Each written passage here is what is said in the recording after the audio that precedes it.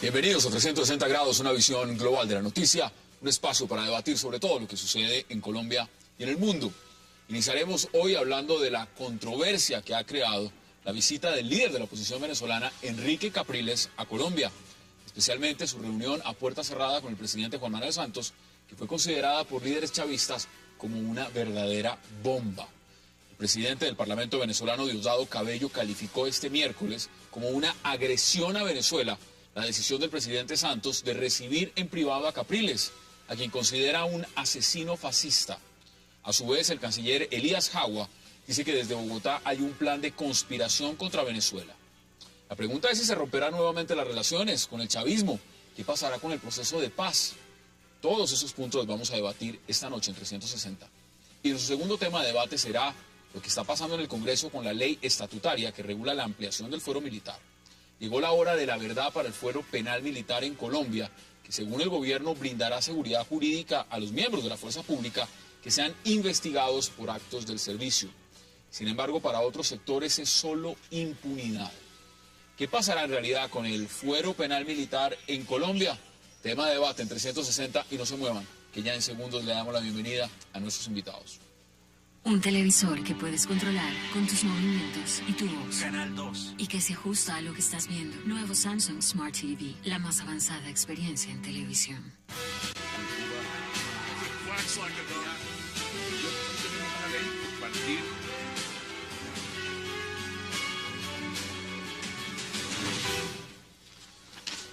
Y qué placer darle la bienvenida esta noche a 360 a Alberto Abello, a Armando Novoa, a Jaime Caicedo y a Alejandro Arbeláez.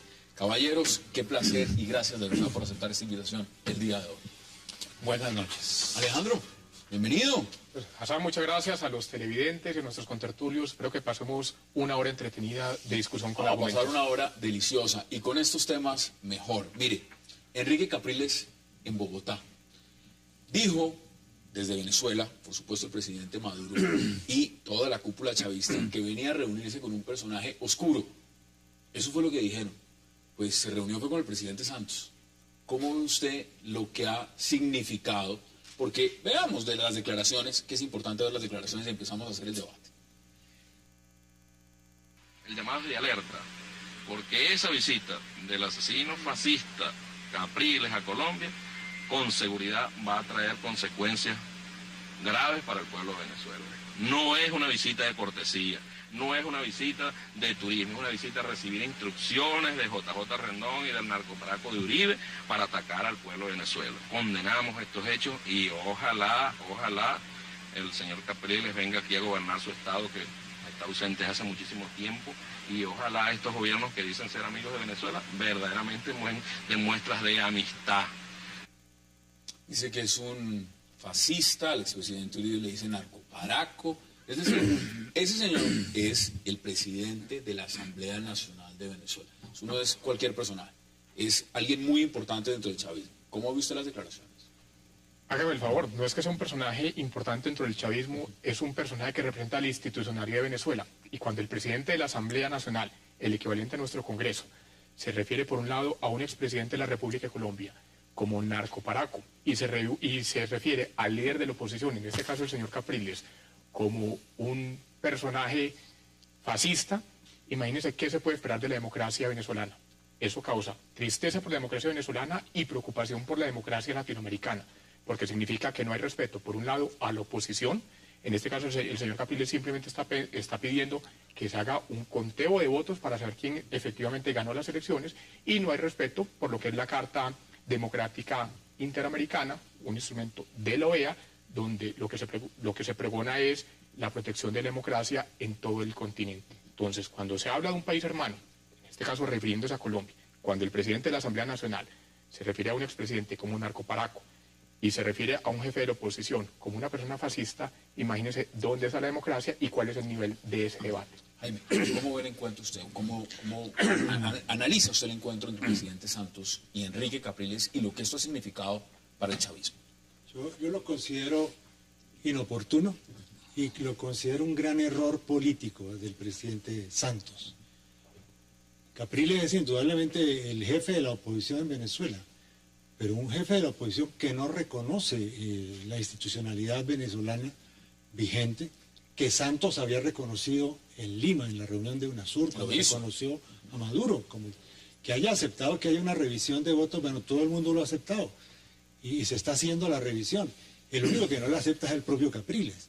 Es decir, de todas maneras hay que entender muy bien que Colombia tiene que cuidarse mucho de jugar con sus relaciones latinoamericanas, binacionales, en el marco de un proceso de paz que es un punto clave de la vida colombiana y que tiene que manejarse con suma atención, sumo cuidado y sumo tacto. ¿Cómo lo ve usted, Alberto? Y se lo pregunto también porque aquí está otra posición en la mesa. ¿Cómo ve usted el encuentro del presidente Santos y Enrique Capriles? Bueno, lo que ocurre es que Venezuela viene de hace mucho tiempo dividida, fragmentada, y esa división estaba localizada solo en Venezuela. Pero desde el momento que muere el presidente Chávez van cambiando las cosas y Colombia también se está polarizando, tiene sentimientos hacia el candidato a la oposición, hacia Corina Machado, que fue golpeada en la Asamblea, y ya no hay esa indiferencia que había antes y una cierta simpatía popular que había hacia el comandante Chávez, eso ha mermado. Y hay otra cosa que debemos tener en cuenta.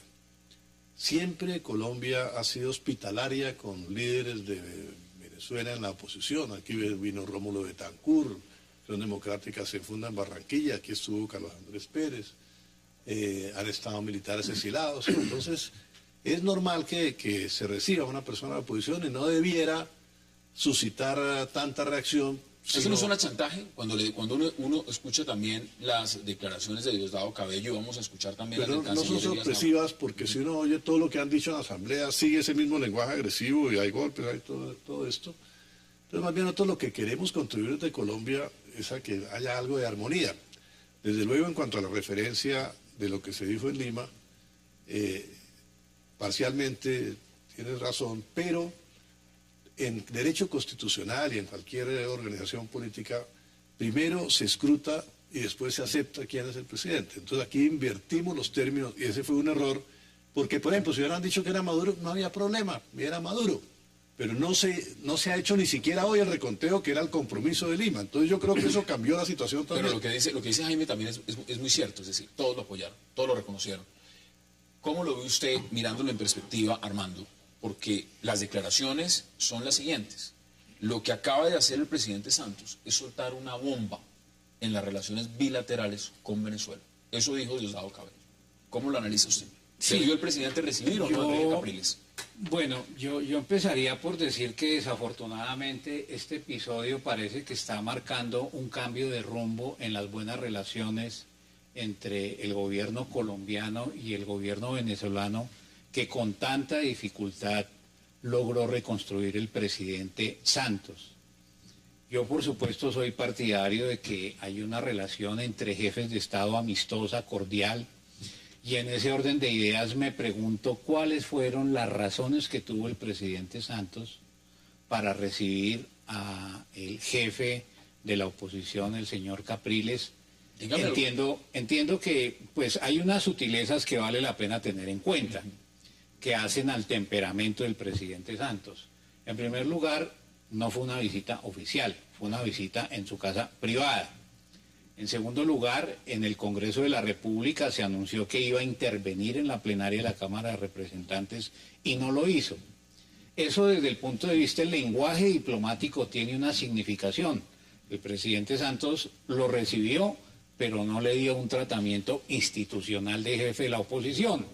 Y por supuesto, detrás de esa sutileza en el mensaje pueden haber varias interpretaciones. Yo personalmente creo que es inoportuno. Pero está cambiando. Que se hubiera procedido de esa manera. Me parece que es exagerado y provocador los calificativos de la jefatura de Estado venezolano hacia los gobernantes colombianos.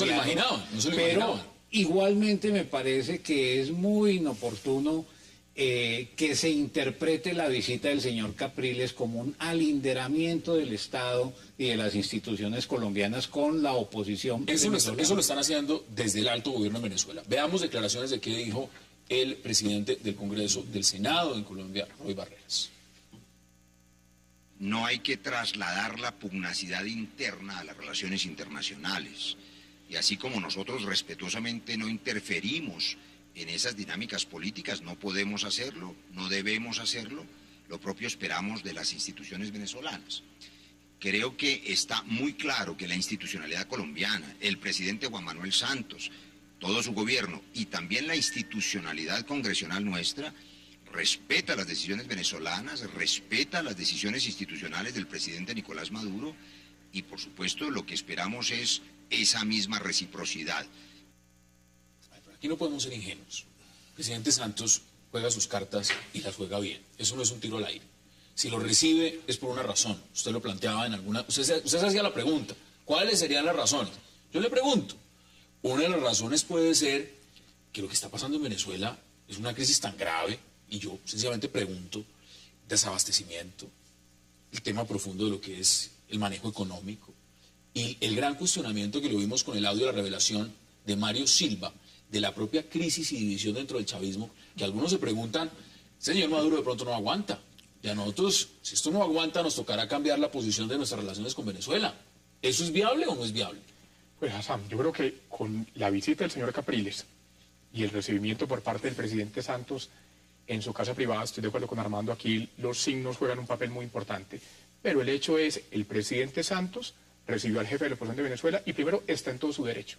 Es que en una democracia eso no tendría por qué tener misterio, ¿correcto? Pero uno encuentra también ambigüedad por parte del gobierno. Por un lado, Chávez en su momento era el mejor amigo, luego va a UNASUR y reconoce el triunfo del señor Maduro sin que haya un reconteo de votos, que es lo único que se pide. En democracia los votos se cuentan, 1 a 1, la participación de los ciudadanos. Y por el otro lado recibe a Capriles. Ahora, un tema de fondo, enseguida trato el tema de Venezuela, pero ¿cómo es posible que el gobierno de Colombia permita una vez más que se insulte a un expresidente, que se le diga narcoparaco? Aquí lo de menos es el apellido del expresidente. Es una persona que representa la dignidad de la nación o que representó la dignidad de la nación y que merece respeto, llámese Betancourt, Samper, Gaviria, Pastrana, Uribe o el apellido que sea. Yo quisiera ver cuál es la reacción de la canciller. Brevemente, sobre el tema de Venezuela, yo creería que ese país va hacia una implosión, es decir, va a un derrumbamiento interno. Evidentemente hay una crisis. Pero hay un proceso donde lo que está jugando Venezuela en el proceso de paz, digamos, que se juega Colombia, es una carta importante. ¿Podría darse el lujo el presidente Santos de poner en riesgo esa carta en este momento? Se los pregunto. Mi pregunta va a esto, Hassan. ¿Qué papel va a jugar Colombia en estos procesos de desestabilización que están de todas maneras en desarrollo en Venezuela? Y si el papel del Estado colombiano, y en este caso del gobierno nacional, es el de asumir, digamos, una postura ambigua. Yo acepto que hubo matices y hubo un juego diplomático, pero esto genera una situación ambigua en una situación latinoamericana que hay necesidad de contextualizar. No es solamente lo que está pasando en Venezuela, lo que está pasando en América Latina. Estados Unidos no ha reconocido el gobierno de Maduro, no lo ha hecho hasta el momento. Y no es que esté esperando el reconteo, porque el reconteo está en proceso, además está en desarrollo. Inclusive entró en una tercera fase, ha ido con mucha minucia el Consejo Nacional Electoral venezolano. Entonces me parece que aquí hay una situación que tenemos que analizar a fondo, porque implica una responsabilidad del Estado colombiano y particularmente del gobierno nacional de cara a una situación que tiene implicaciones continentales. Tengo que hacer la primera pausa y ya regresamos, y pueden intervenir ustedes cuando quieran en el debate. Ya volvemos.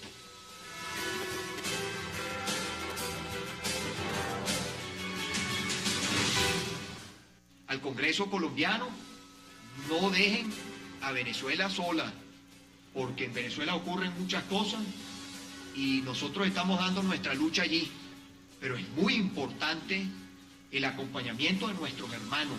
Tuvimos una conversación de todos los temas que atañen tanto a Colombia como a Venezuela, como es el tema de la paz, como es el tema de la economía y como es el tema de la transparencia, del compromiso que hubo en UNASUR con los venezolanos. No es con Capriles, con los venezolanos.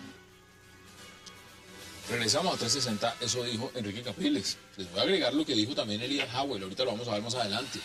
Dolorosamente nos llevará este encuentro a un descarrilamiento de las buenas relaciones que tenemos. Y con mucha mente fría vamos a evaluar nuestra continuidad en el proceso de paz de Colombia. ¿Qué dicen ustedes al respecto?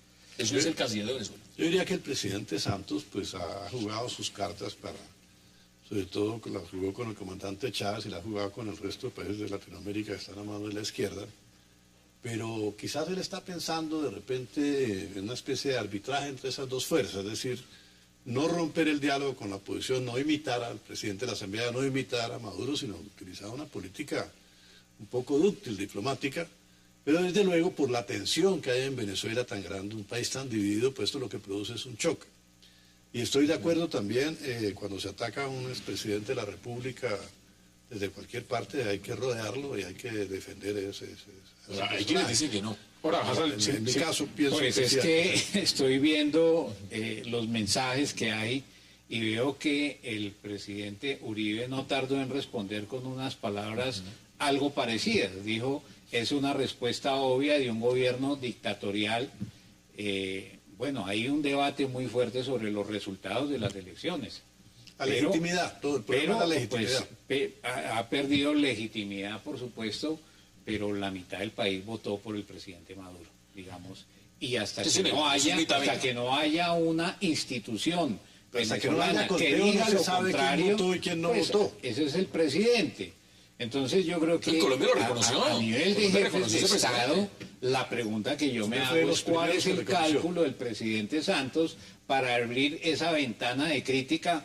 Yo tal vez en un lenguaje coloquial diría, le está prendiendo una vela al otro Santos y otra al diablo. Es medio país lo que tiene el Capriles otro por más. lo menos se va con nuevos Santos, eso sí está claro. Eso está Ahora, clarísimo. Veámoslo también desde otro ángulo, yo les propongo verlo desde otra óptica. Cuando dice claramente Enrique Capriles, me reúno con el presidente Santos y hemos hablado de todos los temas de Venezuela. Hemos hablado de todos los temas del proceso de paz, de lo que pasa en Venezuela. Eso es prácticamente como cuando se sienta alguien con un mandatario de otro país y le dice, pues venga y hablamos de la agenda nacional. Hassan, es que... Él tiene 6, 7 millones de votos entre bolsillos. Si usted me lo permite, en una verdadera democracia no tendría por qué temerse que el líder de la oposición hable con otros jefes de Estado. Digamos, cuando los países son demócratas de verdad, tienen que permitir el debate. Lo que uno encuentra por parte del gobierno venezolano, un gobierno cuya legitimidad está absolutamente cuestionada, no solamente por el tema de los votos, sino por cómo se coaccionó la votación, cómo se ha coartado la libertad de expresión. ¿O es que la campaña del señor Maduro frente a la campaña del señor Capriles fue una campaña en igualdad de condiciones? Yo creo que son los temas que hay que cuestionar, más allá de la misma votación, que además está cuestionada. Pero uno encuentra entonces que ahora las autoridades venezolanas son las que le dicen las que le dictan la agenda al presidente de Colombia sobre con quién se puede y con quién no se puede reunir. Y cuando se hace mención al proceso de paz, lo que es el señor Jagua, uno lo que encuentra, en definitiva, hablando en plata blanca, es un chantaje. Bueno, ¿qué debe hacer el presidente Santos frente a un chantaje? Porque se lo acaban de decir, esto no lo está diciendo cualquier generador de opinión, lo está diciendo el canciller de Venezuela, se lo vuelvo a leer, textual, con mucha mente fría vamos a evaluar nuestra continuidad en el proceso de paz en Colombia. No, yo creo que esto es delicado. Es decir, yo insisto en el sentido de tacto. Miren, quiero que veamos el full directo, lo que dijo el canciller, y le devuelvo la palabra. Santos no es ninguna persona que... Nosotros no tenemos más que lamentar profundamente que el presidente Santos haya dado un paso que de manera dolorosa, debemos decirlo, nos va a llevar a un descarrilamiento de las buenas relaciones que tenemos. Es lamentable, porque tanto el presidente Chávez como el presidente Maduro han cuidado y cultivado esas relaciones. Pero lo más lamentable es que nuevamente se confirma que desde Bogotá hay una conspiración abierta contra la paz en Venezuela. Esas son las declaraciones. Tiene usted la palabra. Sí, yo creo que precisamente ahí es donde hay que medir y volver a la pregunta que hacía Armando, es decir, ¿cuáles son los cálculos que hay? ¿Son votos? No, yo no creo que sean votos. ¿Campaña electoral? Porque no olvidemos que ya empezó a moverse la ficha electoral en Colombia también. Perdóname, yo interrumpo, Jaime. Sí. Yo tengo una lectura, digamos, heterodoxa y un poco polémica en esto. Yo siento que el gobierno venezolano está debilitándose rápidamente. La legitimidad del gobierno venezolano por distintos factores se está erosionando. Tengo el temor que hay un sector muy poderoso que está jugando a dividir las fuerzas militares en Venezuela. ¿Pero interno? Interna y externamente, porque aquí también la opinión pública internacional y las relaciones interestatales juegan mucho. Si eso llegara a ocurrir, no me parece descabellada la hipótesis de que eventualmente podría estar jugando la oposición a darle un golpe militar al presidente Maduro. Y esta reunión creo que puede jugar en esa dirección. Ojalá no sea así y ojalá mi apreciación sea equivocada, pero un gobierno débil, buscando su aislamiento internacional, generando mucho ruido al interior de las fuerzas militares, creo que podría estar muy cerca de que ocurriera un episodio de esa naturaleza u otro similar. Ya lo vivimos en un contexto distinto, pero con el presidente Chávez. Venga, a él también se le dio un golpe secreto desde otra y el jefe de la oposición fue bienvenido. ¿Qué hubiera pasado? ¿Qué hubiera pasado en este escenario? Yo se lo planteo en esta forma y se los pregunto a ustedes también. ¿Qué hubiera pasado si en lugar de venir a reunirse con el presidente Santos, porque todas las declaraciones, y digámoslo como es, todos los indicios de lo que dijeron la cúpula de gobierno en Venezuela, daba a entender que ese personaje oscuro, que ese que está contratando prácticamente sicarios para que tumben el gobierno en Venezuela, es el expresidente Uribe. Y todos suponían que el señor Enrique Capriles llegaba a Bogotá, era reunirse con el expresidente Álvaro Uribe. Pero resulta que no, vino a reunirse fue con el presidente Santos. Entonces, si lo vemos en perspectiva, yo le pregunto, si se hubiera reunido con el presidente Uribe, ¿qué hubiera pasado? ¿Hubiera sido distinto? Se hubiera reforzado entonces el discurso que están dando desde Venezuela, pero nota que el discurso se cae es porque se reunió con el presidente de la República. Que si hubiera reunido con Uribe habría sido peor, me parece a mí. Mucho más grave, digamos, pero eso no le resta a la pregunta. ¿Qué busca Santos en esta coyuntura latinoamericana cuando el gobierno de Estados Unidos hizo una gira por Centroamérica desconociendo a Venezuela, desconociendo el régimen venezolano, ¿no es cierto?, planteando lo de la Alianza para el Pacífico que ahora preside Santos? Es decir, ¿de qué se está premuniendo, digamos, el presidente Santos? Como en una especie de actitud de arrogancia, en una situación de desestabilización nacional e internacional que está jugando contra la legitimidad venezolana. Jaime, pero permítame una cosa, yo no entiendo por qué afirma usted que es que si se hubiera reunido con el expresidente Uribe hubiera sido peor. A ver, ¿acaso no está hablando aquí de ciudadanos civilizados, el uno un expresidente, el otro un jefe de la oposición en Venezuela, con una votación legítima que tiene derecho a reunirse con quien quiera, así como el expresidente Uribe o cualquiera otro puede reunirse con quien quiera, a hablar de temas con argumentos sobre instituciones, sobre democracia? Es que justamente eso es lo que está faltando. Y uno encuentra por parte del canciller de Venezuela un señor que ve conspiraciones por todo lado, ve paramilitares por todo lado. Yo creo que en parte ellos mismos se creen eso.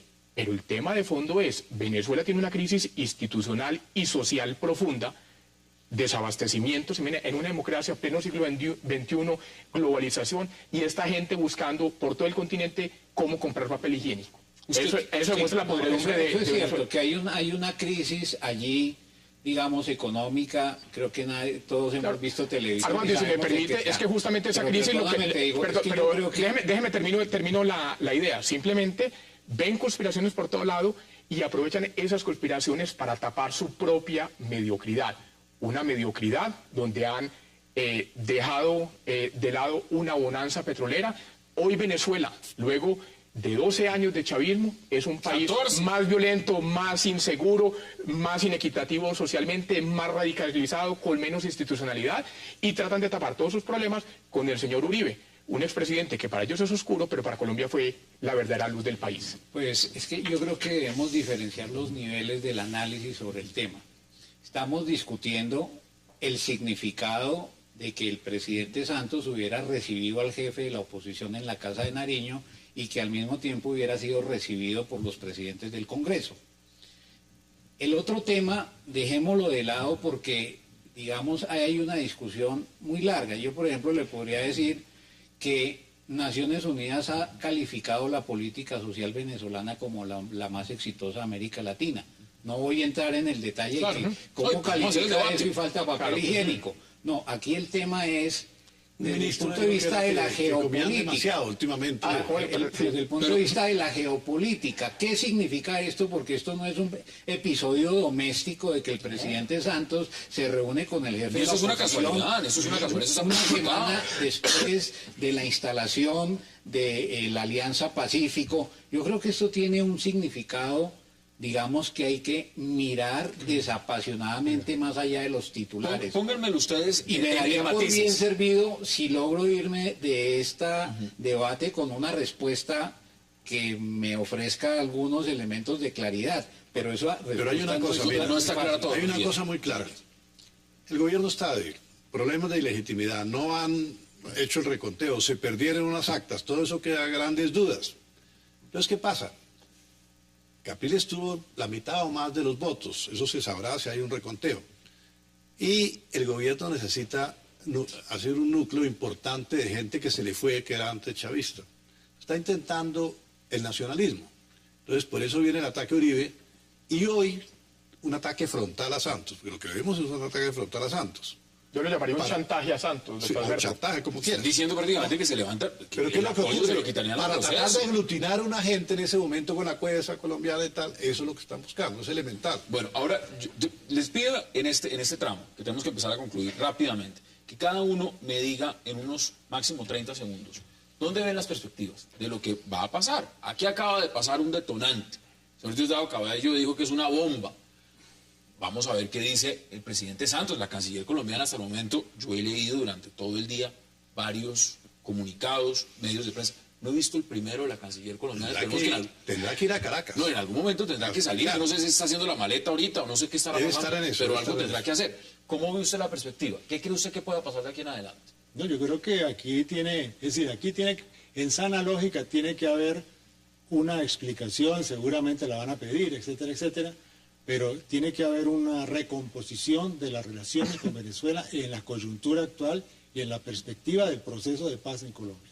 Me parece que Colombia pierde si se coloca en una postura que va en contravía de lo que está pasando en América Latina y de lo que se está pensando en América Latina con relación a la situación institucional de Venezuela, que no es, América Latina no está pensando en desinstitucionalizar a Venezuela, sino en defender la legitimidad de Venezuela. Y me parece que en ese sentido, obrar en contravía de esto sería negativo para Colombia, y creo que el presidente Santos tiene que pensarlo desde ese punto de vista. Demos conclusiones, Alberto. Colombia es una 30 segundos democracia, máximo. debe defender los principios democráticos y debe propender para que las fuerzas antagónicas en Venezuela no vayan de pronto hasta una guerra civil. Esto puede ser sangriento mañana. Entonces, yo sí creo que el presidente, con su influencia en ambos bandos, podría conciliar opiniones y lograr de repente que se haga reconteo.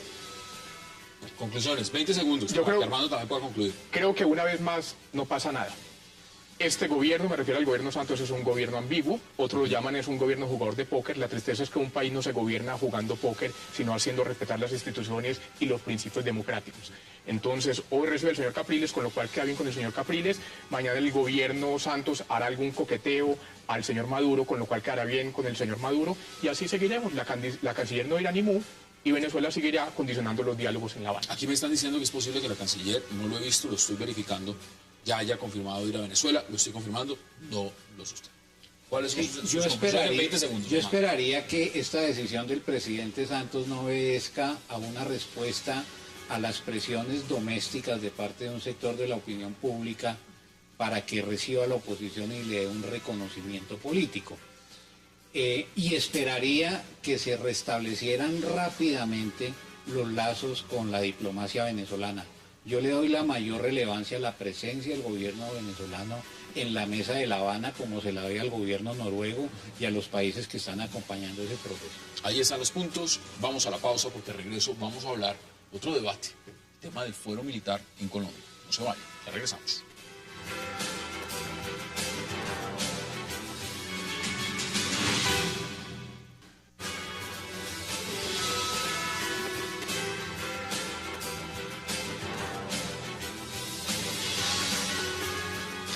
Regresamos a 360 grados y ahora vamos a hablar del debate que se adelanta en el Congreso de Colombia sobre el tema del fuero militar. Alejandro, mire, usted me corregirá las cifras. Según el senador Juan Carlos Vélez, 15.123. Sí, señor. 15.123 uniformados están vinculados a este tipo. 40.000 procesos adelanta la Fiscalía contra militares. Es decir, también se reveló que, de acuerdo a la información de la Fiscalía, 2.020 uniformados se encuentran en este momento privados de la libertad esperando una decisión de la justicia sobre la supuesta comisión de delitos. ¿Cómo ve usted el tema del fuero militar en Colombia? Mire, permítame comenzar diciendo, yo fui soldado, presté servicio militar, fui viceministro de Defensa durante el gobierno Uribe, soy testigo en primera persona, y me disculpa que hable así, de lo que es el profesionalismo de las fuerzas militares de Colombia. Héroes en uniforme que permitieron que este país no fuera conducido hacia el abismo, que le devolvieran la seguridad. Aquí lo que hay, cuando menciona usted la cifra de 15.123 militares procesados, es una verdadera masacre judicial. Habrá militares que habrán traicionado el honor militar, que habrán traicionado el uniforme, y para ellos, por supuesto, que se les aplique todo el rigor de la justicia. Pero uno encuentra que aquí hay, por un lado, un desconocimiento de la aplicación de la ley en temas militares, con lo cual se está casi que presumiendo la culpabilidad, cuando en un Estado de Derecho lo que tiene que presumir es la inocencia. Y yo creo que también que un sector importante de la rama judicial o no conoce cómo son las leyes, o no ha estado en un combate y sabe cómo son las cosas, o yo diría que soterradamente está haciendo juego para restar institucionalidad y acabar con los militares. Armando, ¿cómo ve usted el tema del fuero militar? Bueno, yo pienso que hay que diferenciar dos cosas. Uno son, pues, el número, digamos, de militares que están siendo actualmente investigados y procesados por la justicia ordinaria o por la justicia penal militar. Yo creo que para esa situación el gobierno hizo aprobar por el Congreso de la República el marco jurídico para la paz. No olvidemos que en el marco jurídico para la paz hay una serie de disposiciones que establece una serie de mecanismos de justicia transicional para los agentes estatales comprometidos en graves delitos de lesa humanidad o en el contexto del conflicto interno. De manera que yo esperaría que si hay un proceso de paz exitoso, esas medidas de justicia transicional se apliquen a los militares. La discusión no está ahí. La discusión está en si es necesario flexibilizar el fuero militar para un contexto en el cual se supone que ya no va a haber conflicto armado. Me parece que es inconveniente la reforma que está haciendo el gobierno. Es inconveniente porque si no va a haber conflicto armado, ¿para qué mayores garantías a los militares para una situación de guerra interna? Ahí están las posiciones. Que ya no va a existir? Los ejércitos existen así no haya guerra. Es decir, ustedes saben que los pequeños quieren crecer. Uno los puede ignorar. Nicaragua, por ejemplo, quería armar, pensamos que no pasaba nada. Entonces siempre los pequeños quieren crecer, los grandes quieren mantener su poder y las grandes potencias intervienen. Entonces hay que tener por lo menos un ejército mínimo disuasivo. Pero en Colombia tenemos el récord mundial casi de conflicto armado. Entonces se ha hecho paz con algunos grupos subversivos y siguen otros, y siguen al Bacrín. Entonces Colombia tiene que tener un ejército y a ese ejército hay que darle, bueno, una cierta armadura que lo proteja, porque un juez, lo que dice aquí el doctor, es el viceministro de Defensa, la justicia civil ve en un militar esa condecoración de que no se me la gané en combate. ¿Y en qué combate? Inmediatamente vamos a usted a meterlo preso, usted es un criminal de guerra prácticamente. ¿Por qué ven así? Porque claro, cada disparo, cada cosa es algo que va contra lo normal, pero es la guerra. En ese fuero militar que se está discutiendo en el Congreso, que se va a aprobar, quitaron muchos delitos para congraciarse también con los sectores adversos al fuero. Entonces, de todas maneras, tiene un fuero a medias. Desde luego ya es un avance, pero es un fuero a medias. En este momento voy a dar declaraciones de lo que dijo el señor ministro de la Defensa de Colombia, Juan Carlos Pinzón. Dijo lo siguiente, Jaime: Dejemos de decir que todo lo que hacen las fuerzas militares en Colombia son falsos positivos. Dejemos de decir que todos son falsos positivos, porque evidentemente sí hay casos de falsos positivos, pero resulta que ahora los militares, a todo lo que hacen, todo resulta en falsos positivos. ¿Cómo ve usted las declaraciones del señor ministro? Yo digo que sí, las declaraciones del señor ministro, de todas maneras, digamos, no todos son falsos positivos, es mucho peor que eso. Es decir, a mí me parece que el tema del fuero militar en medio de un diálogo por la paz es un poco menos que un gesto agresivo, digamos. Colombia no tiene ninguna situación de conflicto internacional, no está en guerra ni en amenaza de guerra con ningún país en este momento. Todo su conflicto es un conflicto interno, es una guerra civil, una forma de la guerra civil.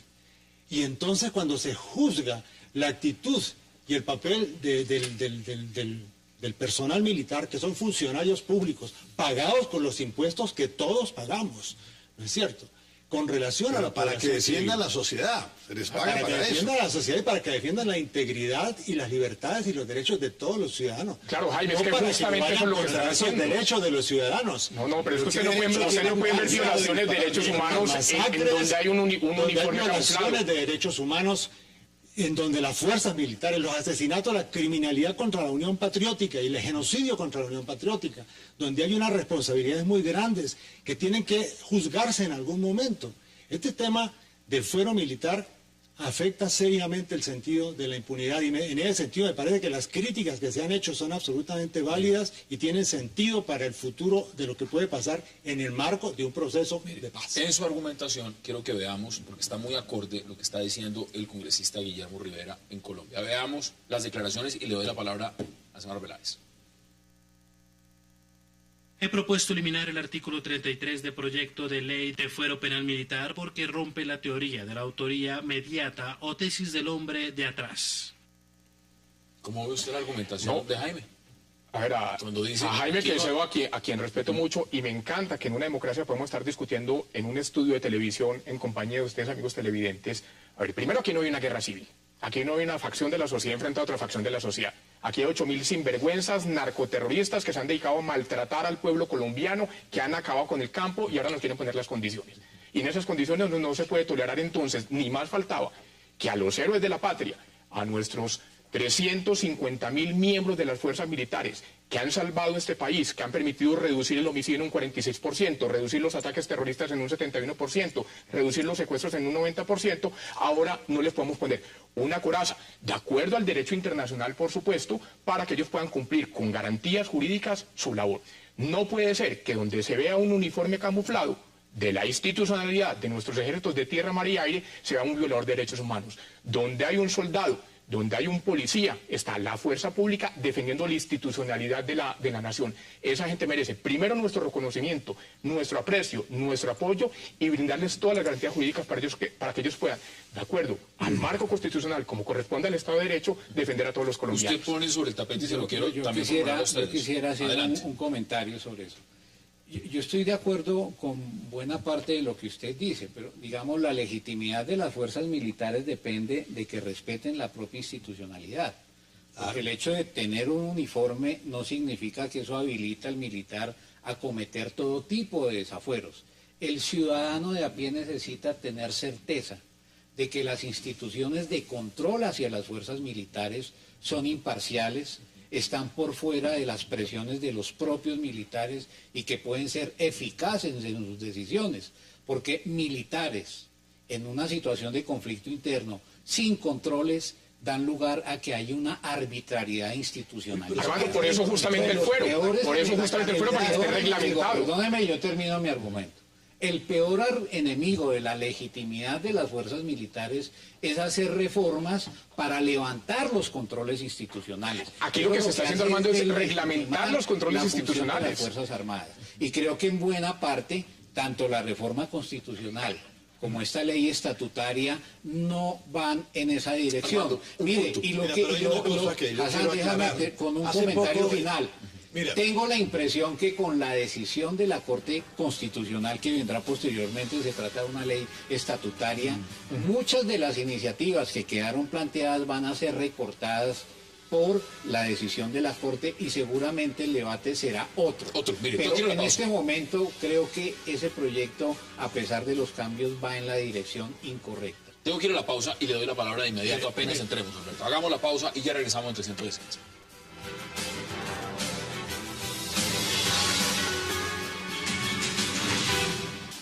Damas Verde Oliva, estamos representando aproximadamente a 3.000 militares y policías privados de la libertad. Nosotras, las Damas Verde Oliva, somos las esposas, madres, hijas y amigas de los militares privados de la libertad y de sus familias, porque no solo encierran al militar, sino que también están encerrando a la familia con ellos. Nuestros familiares están dando la vida por este país y el fuero militar es como un respaldo y es una contribución que deben de hacerle los colombianos a todos nuestros militares. Regresamos a 360. Esas son declaraciones. Alberto, le voy a dar la palabra, pero le voy a agregar otro componente, otro ingrediente al debate. Mire lo que ha dicho también el representante liberal Guillermo Rivera, de quien vimos ya declaraciones. Advirtió que de acuerdo con el artículo 33 podrían quedar en libertad, inmediata libertad, oficiales condenados, como por ejemplo el coronel Alfonso Plazas Vega.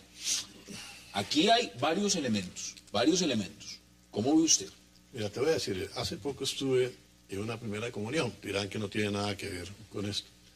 Era la primera comunión de la hija de un oficial. Y había de repente me acerqué a hablar con unas señoras, estaban ahí mayores, de ciertas edades, de militares, y casi todas tenían un hermano, un hijo, un pariente que había muerto en la lucha en Colombia. Entonces el militar da la vida por este país y la sociedad colombiana después se olvida.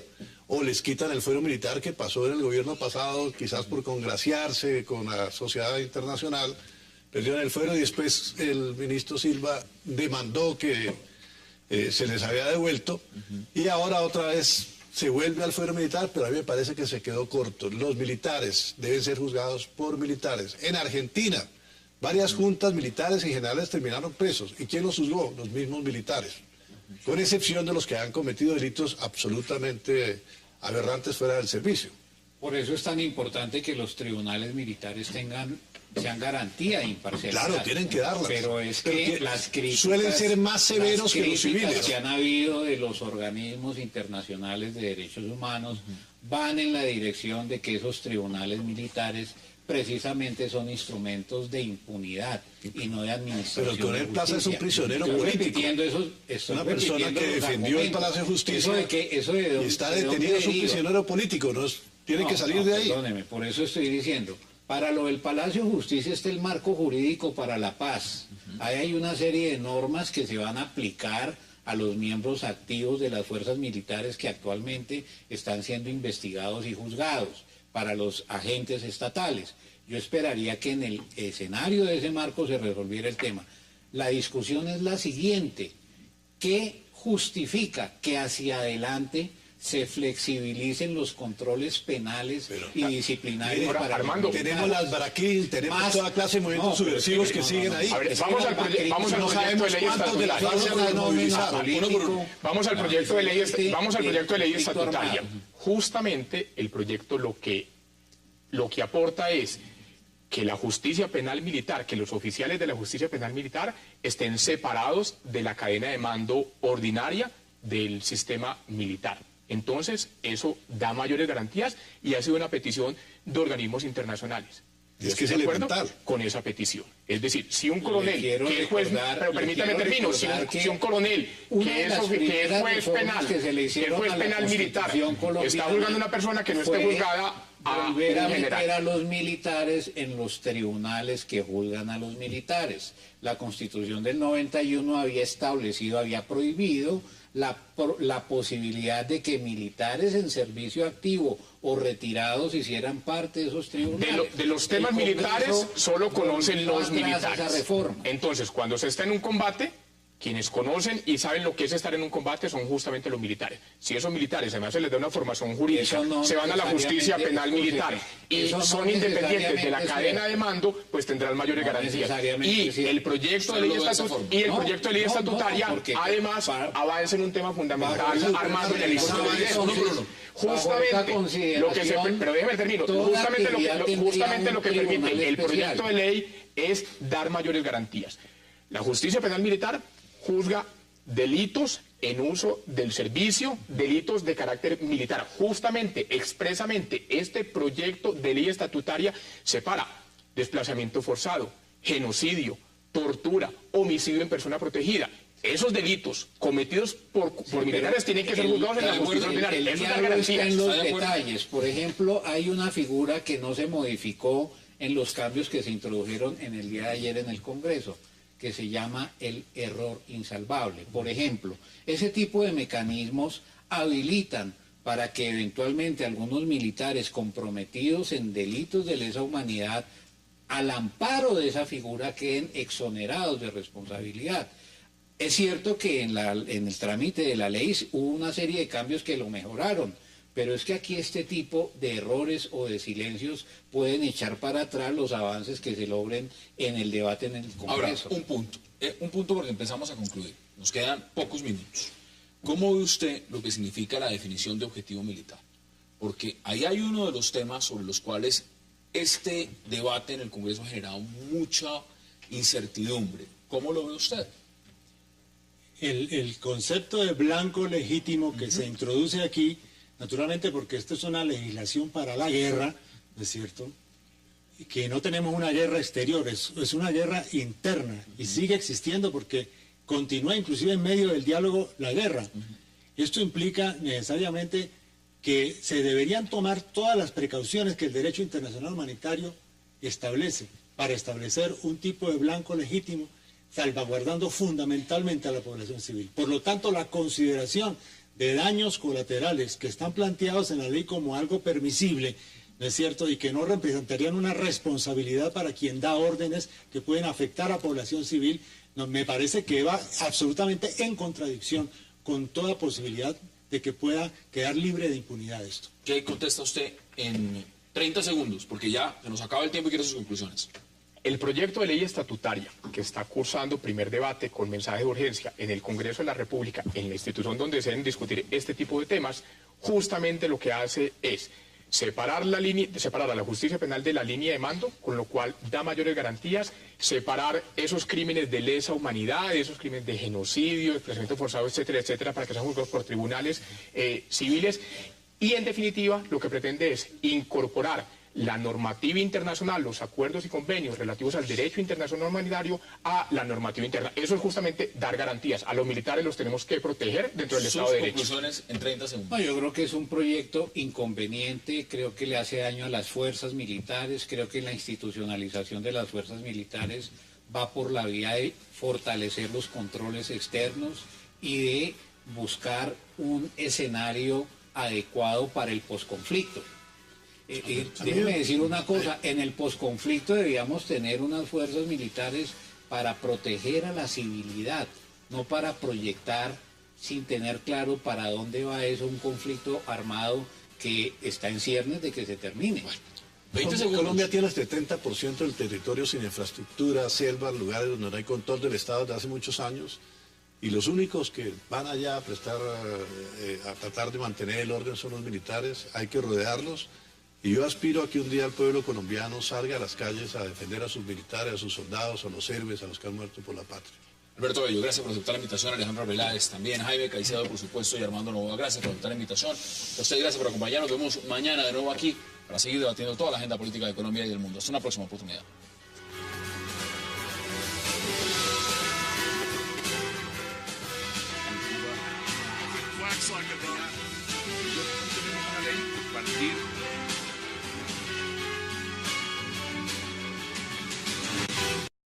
Se refiere a un jefe de la oposición como una persona fascista, imagínese dónde está la democracia y cuál es el nivel de ese debate. Jaime, ¿cómo ve el encuentro usted? ¿Cómo analiza usted el encuentro entre el presidente Santos y Enrique Capriles y lo que esto ha significado para el chavismo? Yo lo considero inoportuno y lo considero un gran error político del presidente Santos.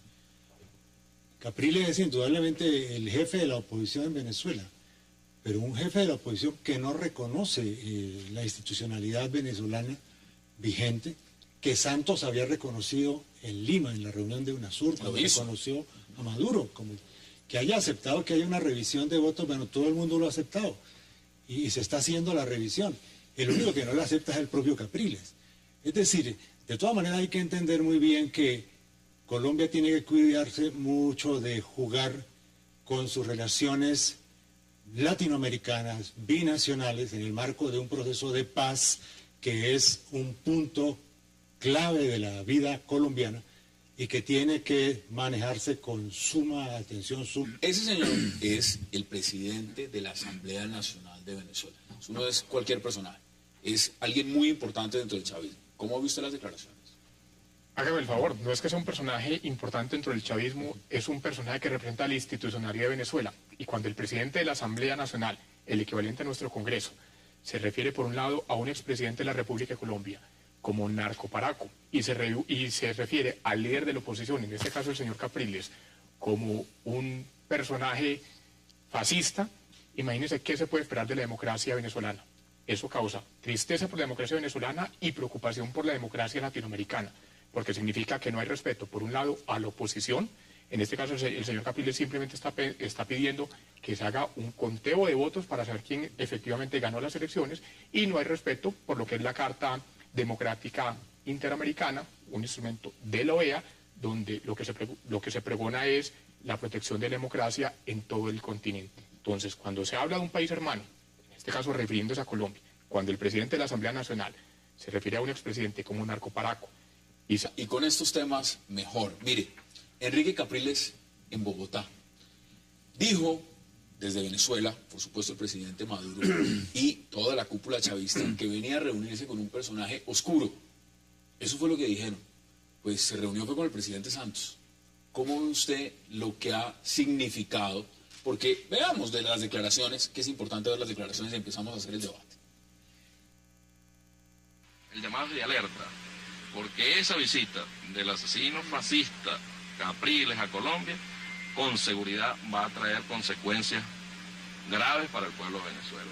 No es una visita de cortesía, no es una visita de turismo, es una visita a recibir instrucciones de JJ Rendón y del narcoparaco de Uribe para atacar al pueblo de Venezuela. Condenamos estos hechos y ojalá el señor Capriles venga aquí a gobernar su estado, que está ausente desde hace muchísimo tiempo, y ojalá estos gobiernos que dicen ser amigos de Venezuela verdaderamente den muestras de amistad. Dice que es un fascista, al expresidente Uribe le dice narcoparaco. Es decir, llegó la hora de la verdad para el fuero penal militar en Colombia, que según el gobierno brindará seguridad jurídica a los miembros de la fuerza pública que sean investigados por actos del servicio. Sin embargo, para otros sectores es solo impunidad. ¿Qué pasará en realidad con el fuero penal militar en Colombia? Tema de debate en 360 y no se muevan, que ya en segundos le damos la bienvenida a nuestros invitados. Un televisor que puedes controlar con tus movimientos y tu voz. Canal 2. Y que se ajusta a lo que estás viendo. Nuevo Samsung Smart TV, la más avanzada experiencia en televisión.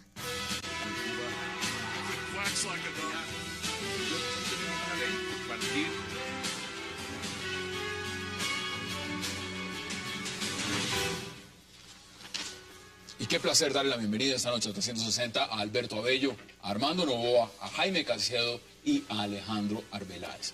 Caballeros, qué placer y gracias de verdad por aceptar esta invitación el día de hoy. Buenas noches. Alejandro, bienvenido. Hassan, muchas gracias a los televidentes y a nuestros contertulios. Espero que pasemos una hora entretenida de discusión con argumentos. Vamos a pasar una hora deliciosa.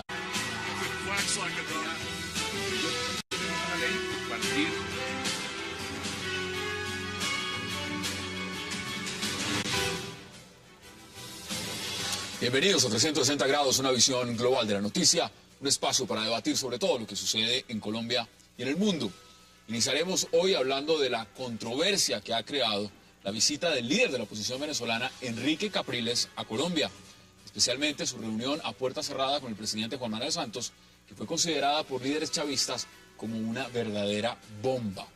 El presidente del Parlamento venezolano, Diosdado Cabello, calificó este miércoles como una agresión a Venezuela la decisión del presidente Santos de recibir en privado a Capriles, a quien considera un asesino fascista. A su vez, el canciller Elías Jagua dice que desde Bogotá hay un plan de conspiración contra Venezuela. La pregunta es si se romperán nuevamente las relaciones con el chavismo. ¿Qué pasará con el proceso de paz? Todos esos puntos los vamos a debatir esta noche en 360. Y nuestro segundo tema de debate será lo que está pasando en el Congreso con la ley estatutaria que regula la ampliación del fuero militar.